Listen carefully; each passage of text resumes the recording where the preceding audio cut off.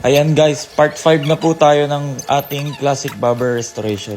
Unfortunately po, hindi po natin matatapos itong video na to ngayon. Bali may part 6 pa po siya. So, gawin na natin yan. Ayan, sinalpa ko muna yung makina. Ayan, ilang bolts lang naman po yan. Napakadali lang niya ibalik.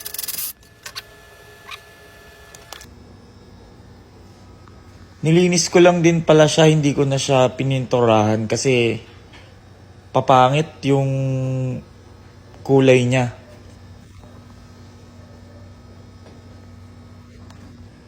Ayan, next naman natin yung clutch.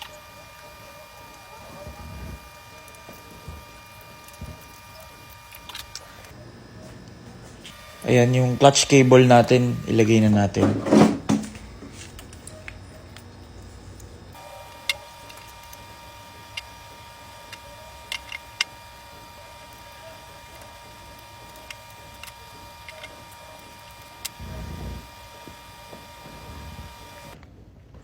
Ayan, next, meron naman tayong biniling bagong carb.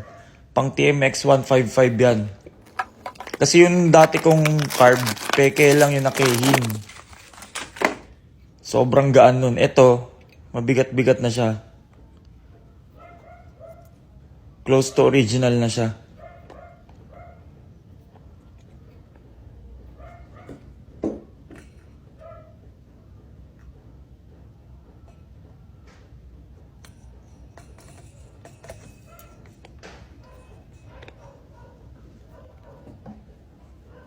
Yun, saktong-sakto.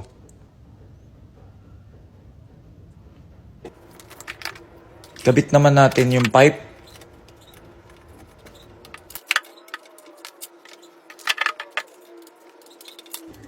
Yung pipe, hindi ko muna siya nilinis kasi gusto ko lang muna makita kung ano yung itsura niya. Bali, madali naman siyang linisin. Ipapolish ko na lang din siya.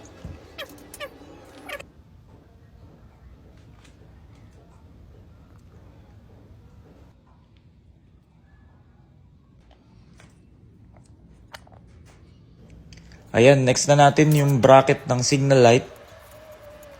Halos lahat ng bracket na bago, ang gumawa niyan yung kapatid ko. Ayan, pati yung yung mga forward controls sa harapan at saka sa yung dalawang gilid. Ayan, naglagay lang siya ng round bar, tapos nag-welding siya ng thread. Ayan, bali okay naman. Next na natin yung headlight.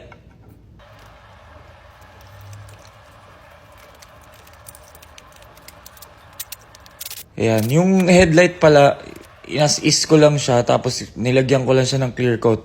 Gusto ko kasi medyo, medyo makalawang ng kaunti. Ayan, bali dito sa part na to, papaandarin na natin yung motor para dire-diretso na tayo. Ayan, bumili muna ako ng bagong gas cable. Tapos, salpak na natin yung bagong carb.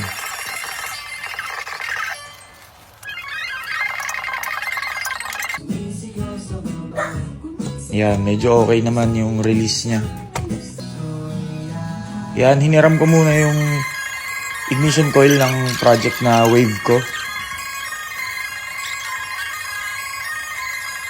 Kasi papaandarin lang naman natin. Ayan, nilagyan ko rin siya ng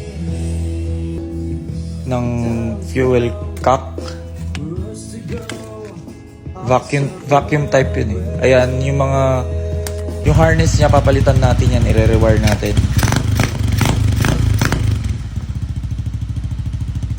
Ayan, umaandar na siya. Ayan, nakailang beses ako nasipa. Pero itong motor na to, napakabait nito kasi kahit sa push start, sa kick start, sobrang niya, one click lang lagi.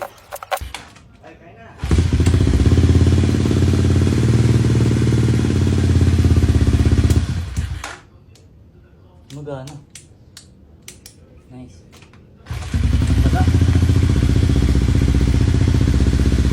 Tapos mga boss, baka pwede po ako magpatulong sa inyo kung paano magtono ng carb. Kasi pag yan na yung sakit niya noon pa eh.